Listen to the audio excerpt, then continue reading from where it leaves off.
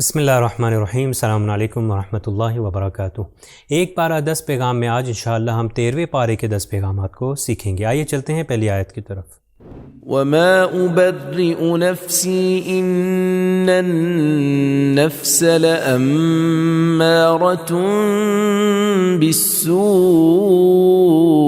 إلا ما رحم ربي إن ربي غفور رحيم۔ پہلا پیغام جو اس پارے سے حاصل ہوتا ہے وہ ہے نفس کی چال بازیاں۔ حضرت یوسف علیہ السلام کی بے گناہی جب ثابت ہو گئی تو حضرت یوسف نے پروردگار کے لطف اور کرم اور احسان کو یاد کیا، اور وہ جانتے تھے کہ یہ پروردگار کی لطف اور مدد ہے کہ جس کی وجہ سے وہ گناہ سے دور رہے۔ اسی لیے مومن بھی ہمیشہ یہ جانتا ہے کہ پروردگار کا لطف اور مدد اگر ہو تو انسان جو ہے اس گناہ سے دور رہتا ہے، اور اگر نہ ہو تو وہ ہمیشہ گناہ میں ملوث رہے گا۔ امام صادق علیہ السلام فرماتے ہیں، خدایا آنکھوں کے جھپکنے کے برابر بھی مجھے اپنے حال پر مت چھوڑ، کیونکہ اگر پروردگار انسان کو اپنے حال پہ چھوڑ دے تو ہم وہی ہمارا حال ہوگا کہ ہم نفس امارہ کی اتباع کریں گے اور اس کی پیروی کریں گے۔ اسی لیے مومن کبھی بھی نفس امارہ کی بات نہیں سنتا۔ آئیے چلتے ہیں اگلی آیت کی طرف۔ قال اجعلني على خزائن الأرض إني حفيظ عليم۔ دوسرا پیغام جو اس پارے سے حاصل ہوتا ہے وہ ہے قابلیت اور استعداد ہوتے ہوئے ذمہ داری کو قبول کرنا۔ جی ہاں، اگر ہم قابلیت اور استعداد رکھتے ہیں تو ہم اب اس کو فریضہ سمجھیں اور ذمہ داری قبول کریں تاکہ آگے آئیں اور دوسروں کی مدد کر سکیں۔ ان ایسا آیت کے اندر بیان ہوتا ہے کہ جب حضرت یوسف علیہ السلام کو زندان سے رہا کیا گیا اور جب ان کی بے گناہی ثابت ہوئی تو عزیز مصر نے ان سے کہا کہ آپ کوئی ذمہ داری لے لیں، تو حضرت یوسف نے وہاں کی ذمہ داری، ملک کی اکنومی کی ذمہ داری لے لی۔ تو یہاں سے ایک لیسن جو اور ایک پیغام جو ہمیں سمجھ آتا ہے وہ یہ ہے کہ اگر ہم لوگ استعداد رکھتے ہیں، اسپیشلائزیشن کسی چیز کے اندر ہے اور ذمہ داری اگر قبول کر لیں تو ہم بہت سی مشکلات کو آسان کر سکتے ہیں۔ جی آئیے چلتے ہیں اپنی اگلی آیت کی طرف۔ قال بل سولت لكم أنفسكم أمرا فصبر جميل عسى الله أن يأتيني بهم جميعا إنه هو العليم الحكيم۔ تیسرا پیغام جو اس پارے سے حاصل ہوتا ہے وہ ہے صبر جمیل۔ جی ہاں، مومن ہمیشہ سختی کو تحمل کرتا ہے۔ اس آیت میں حضرت یعقوب علیہ السلام کے بارے میں اشارہ ہوا ہے کہ حضرت یعقوب علیہ السلام نے کتنا صبر کیا، اور صبر وہی صبر جیسا کہ ہم جانتے ہیں کہ صبر جمیل بی بی زینب سلام اللہ علیہا نے بھی کیا کہ کہا ما رأیت الا جمیلا۔ صبر جمیل سے مراد وہ صبر ہے کہ جو شکر گزاری کے ساتھ ہو۔ امام علی علیہ السلام فرماتے ہیں صبر کی 2 اقسام ہیں، صبر مصیبت کے وقت، یہ اچھا صبر ہے، اور دوسرا صبر جو اس سے بھی اچھا ہے وہ ہے اس چیز پر صبر کرنا جو خدا نے حرام قرار دی ہے۔ اسی لیے مومن ہمیشہ صبر کرتا ہے، چاہے مصیبت میں صبر ہو یا گناہ میں صبر۔ گناہ میں صبر سے یہ مراد ہے کہ وہ گناہ میں ملوث نہیں ہوتا۔ آئیے چلتے ہیں اگلی آیت کی طرف۔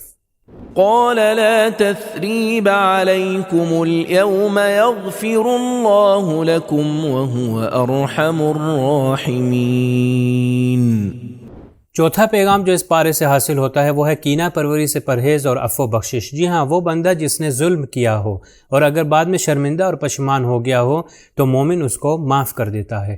ہم جانتے ہیں کہ حضرت یوسف علیہ السلام جب عزیز مصر بنے اور ان کے بھائی ان سے ملنے آئے، وہ نہیں جانتے تھے کہ یہ حضرت یوسف ہمارے بھائی ہیں، مگر انہوں نے جب یہ دیکھا کہ عزیز مصر ہمارے ساتھ بہت خوش اخلاقی سے پیش آ رہا ہے، اور جب انہیں بعد میں پتہ چلا کہ یہ ہمارا بھائی ہے، تو انہیں اپنا وہ وقت یاد آیا کہ ہم نے اپنے بھائی پہ کتنا ظلم کیا، اور اس ظلم کا اعتراف کیا اور حضرت یوسف علیہ السلام سے معافی مانگی۔ حضرت یوسف علیہ السلام نے انہیں بہت زیادہ شرمندہ نہیں ہونے دیا، بہت زیادہ پشیمان نہیں ہونے دیا، بلکہ یہ کہا کہ ابھی ملامت کا دن نہیں ہے، پروردگار بے شک جو ہے بخشنے والا ہے۔ تو مومن کی ایک صفات میں سے یہ ہے کہ اگر دوسرا بخشش مانگتا ہے یا دوسرا معافی مانگتا ہے تو اس کو ضرور بخش دیتا ہے۔ تو آئیے چلتے ہیں اگلی آیت کی طرف۔ قالوا يا أبانا استغفر لنا ذنوبنا إنا كنا خاطئين۔ پانچواں پیغام جو اس پارے سے حاصل ہوتا ہے وہ اچھے مواقع کا صحیح استعمال۔ جی ہاں، اچھے موقع جیسے ماہ رمضان، یہ ماہ رمضان خود بہترین موقع ہے۔ اس میں شب قدر جو 1000 مہینوں سے بہتر ہے، فجر سے پہلے کا وقت جو سحر کا وقت ہے، یہ سارے وقت بہترین مواقع ہیں، بہترین موقع ہیں کہ بندگی کرنے کے، تاکہ انسان جو ہے پروردگار کے نزدیک ہو جائے۔ یہ جو آیت آپ نے سنی، اس میں حضرت یعقوب علیہ السلام کی اولاد نے اپنے بابا سے کہا کہ بابا آپ ہمارے لیے پروردگار کی بارگاہ میں درخواست لے کر جائیں اور استغفار کریں، یعنی ہماری مغفرت کی دعا کریں۔ تو حضرت یعقوب علیہ السلام نے یہاں پر ایک سوال جو پیدا ہوتا ہے وہ یہ کہ حضرت یعقوب علیہ السلام نے اپنی اولاد کے لیے اس وقت دعا کیوں نہیں مانگی؟ اس سلسلے میں امام صادق علیہ السلام فرماتے ہیں حضرت یعقوب نے شب جمعہ کے سحر کے وقت تک تاخیر کر دی تاکہ وہ بہترین وقت آئے اور اپنے بچوں کی مغفرت کی طلب کر سکے۔ تو یہاں سے ہمیں یہ سمجھ آتی ہے کہ مومن ہمیشہ بہترین فائدہ اٹھاتا ہے اور بہترین موقع سے بہترین فائدہ ضرور اٹھاتا ہے۔ آئیے چلتے ہیں اگلی آیت کی طرف۔ ورفع أبويه على العرش وخروا له سجدا۔ چھٹا پیغام جو اس پارے سے حاصل ہوتا ہے وہ ہے ہر حال میں والدین کا احترام کرنا۔ جی ہاں، ایک مومن ہمیشہ ہر صورت میں ہر حال میں اپنے والدین کا احترام کرتا ہے، چاہے وہ بہت بڑا افسر ہی کیوں نہ ہو اور چاہے اس کے والدین غریب ہی کیوں نہ ہو یا نان ایجوکیٹڈ ہی کیوں نہ ہو، پھر بھی ہر حال میں اپنے والدین کا احترام کرتا ہے۔ یہاں پر یہ بتایا گیا کہ حضرت یوسف علیہ السلام جب عزیز مصر بن گئے اور ان کے والدین آئے تو انہوں نے اپنے والدین کا بہت اچھے طریقے سے احترام کیا اور انہیں تخت پہ بٹھایا۔ امام صادق علیہ السلام فرماتے ہیں بہترین اعمال اول وقت نماز، والدین کے ساتھ اچھا سلوک اور خدا کی راہ میں جہاد ہے۔ جی عزیزان محترم، یہاں سے ہمیں یہ سمجھ آتی ہے کہ مومن ہر حال میں ہر صورت میں اپنے والدین کا احترام کرتا ہے۔ آئیے چلتے ہیں اگلی آیت کی طرف۔ رب قد آتيتني من الملك وعلمتني من تأويل الأحاديث فاطر السماوات والأرض أنت ولي في الدنيا والآخرة توفني مسلما وألحقني بالصالحين۔ ساتواں پیغام جو اس پارے سے حاصل ہوتا ہے وہ ہے خدا کے لطف کو نہ بھولنا۔ جی ہاں، مومن کو جتنی چیزیں بھی ملی ہیں اس کو ہمیشہ یہ سمجھتا ہے کہ یہ پروردگار کا لطف ہے اور پروردگار کی نعمت ہے۔ مومن چاہے جس مقام پر بھی ہو، جس پوسٹ پر بھی ہو، ہمیشہ اپنی ذمہ داری کو صحیح طریقے سے انجام دیتا ہے۔ ہم جانتے ہیں کہ حضرت یوسف علیہ السلام کو پروردگار نے دو چیزوں سے نوازا، ایک مصر میں طاقت عطا فرمائی اور دوسری خواب کی تعبیر جو ہے حضرت یوسف کو دی۔ اس کے باوجود حضرت یوسف علیہ السلام نے ہمیشہ پروردگار کے لطف اور کرم کو یاد کیا۔ اس آیت میں یہ بھی بیان ہو رہا ہے کہ حضرت یوسف علیہ السلام نے آخر میں یہ دعا کی کہ پروردگار مجھے اس دنیا سے فرما بردار اٹھانا۔ تو ہمیں یہ سمجھ آتی ہے کہ ہمیشہ مومن جو ہے خدا کے لطف کو کبھی بھی نہیں بھولتا۔ آئیے چلتے ہیں اگلی آیت کی طرف۔ والذين يصلون ما أمر الله به أن يوصل ويخشون ربهم ويخافون سوء الحساب۔ آٹھواں پیغام جو اس پارے سے حاصل ہوتا ہے وہ ہے اخلاق کی پابندی، خاص کر صلہ رحمی پر توجہ۔ سورہ رعد کی آیت 21 اور 25 میں پروردگار صلہ رحمی کا دستور دے رہا ہے۔ آیت 21 میں صلہ رحمی کرنے والوں کے بارے میں ذکر ہوا ہے اور آیت 25 میں پروردگار ان لوگوں کے بارے میں ذکر کر رہا ہے کہ جو قطع رحمی کرتے ہیں۔ امام صادق علیہ السلام سے پوچھا گیا اور امام صادق نے فرمایا کہ ما امر اللہ سے مراد ہم اہل بیت علیہ السلام ہیں اور تمہارے رشتہ دار ہیں۔ رسول خدا صلی اللہ علیہ وآلہ وسلم فرماتے ہیں اگر ضرورت پڑے تو 2 سال کے ڈسٹنس کو طے کرو والدین کی خدمت کے لیے اور 1 سال کے ڈسٹنس کو طے کرو صلہ رحمی کے لیے۔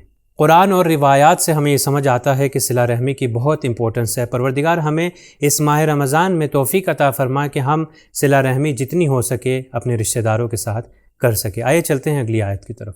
وَلَقَدْ أَرْسَلْنَا مُوسَى بِآيَاتِنَا أَنْ أَخْرِجْ قَوْمَكَ مِنَ الظُّلُمَاتِ إِلَى النُّورِ وَذَكِّرْهُمْ بِأَيَّامِ اللَّهِ إِنَّ فِي ذَلِكَ لَآيَاتٍ لِكُلِّ صَبَّارٍ شَكُورٍ۔ نواں پیغام جو اس پارے سے حاصل ہوتا ہے وہ ہے ایام اللہ کو یاد رکھنا۔ اس آیت میں پروردگار حضرت موسیٰ کو دستور دے رہا ہے کہ ایام اللہ کو یاد رکھے۔ ایام اللہ سے کیا مراد ہے؟ ایام اللہ وہ دن ہے جس کی نسبت پروردگار سے دی جائے۔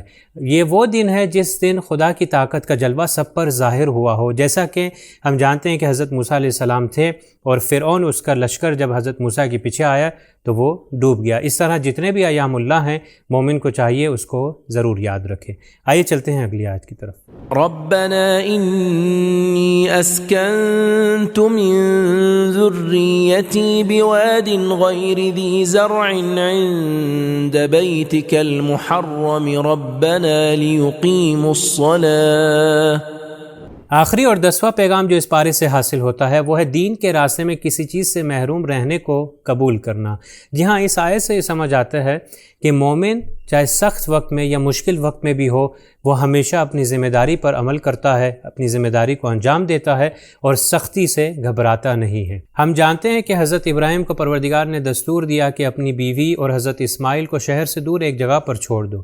اب یہاں پر ایک سوال پیش آتا ہے، کیا خدا کعبے کو کسی اور جگہ پر نہیں بنا سکتا تھا؟ بالکل بنا سکتا تھا۔ خدا کعبے کو ایسی جگہ پر بنا سکتا تھا جہاں پر بہت زیادہ فیسلٹیز موجود ہو اور جہاں پر بہت آسان ہو، مگر پروردگار جو ہے اپنے بندے کو آزمانا چاہتا تھا۔ اسی لیے اگر مومن پر کوئی مشکل وقت آئے، کوئی سختی آئے، تو وہ ہمیشہ اپنی ذمہ داری کو انجام دیتا ہے اور سختی سے نہیں ڈرتا۔ یہ تھے آج کے 10 پیغامات۔ انشاءاللہ کل پھر حاضر ہوں گے 10 پیغامات کے ساتھ۔ تب تک کے لیے والسلام علیکم ورحمۃ اللہ وبرکاتہ۔